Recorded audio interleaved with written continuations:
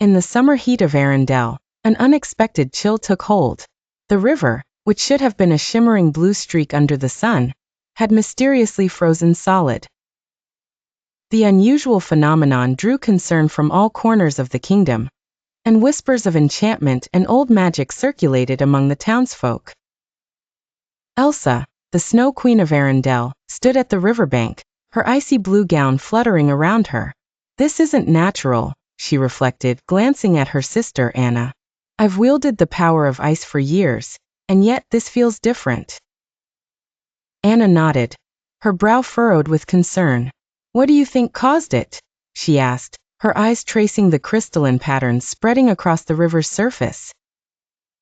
"I don't know," Elsa admitted, "but I intend to find out."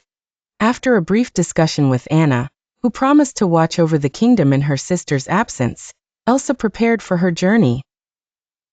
She set off toward the towering peaks of the North Mountain, where the ancient tales of old magic were rumored to originate. Elsa's determination was palpable. To her, uncovering the truth was more than just solving the mystery. It was a quest to understand her own connection to the elements. The path was treacherous and steep, but Elsa's control over ice served her well, allowing her to traverse the slippery mountain trails with ease. As each step brought her closer to the source of the enchantment, she felt a strange pull, as if the mountain itself urged her onward. Finally, she arrived at a secluded cave hidden behind a cascading waterfall now frozen in midair. Stepping inside, the air buzzed with a mystical energy. The walls of the cave were adorned with symbols of water and ice, ancient runes etched in stone that seemed alive with subtle light.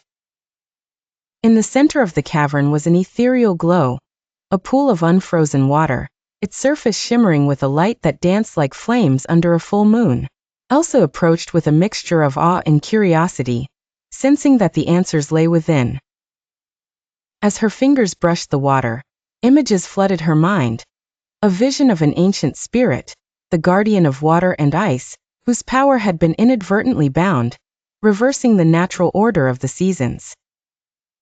Elsa understood that this spirit was the key and her own powers were tethered to it in ways she had never realized.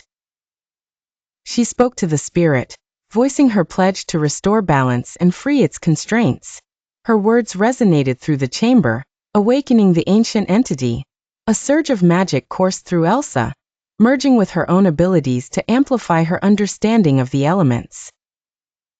The ice at the chamber's mouth began to crack and splinter, and the warmth of summer began to seep in.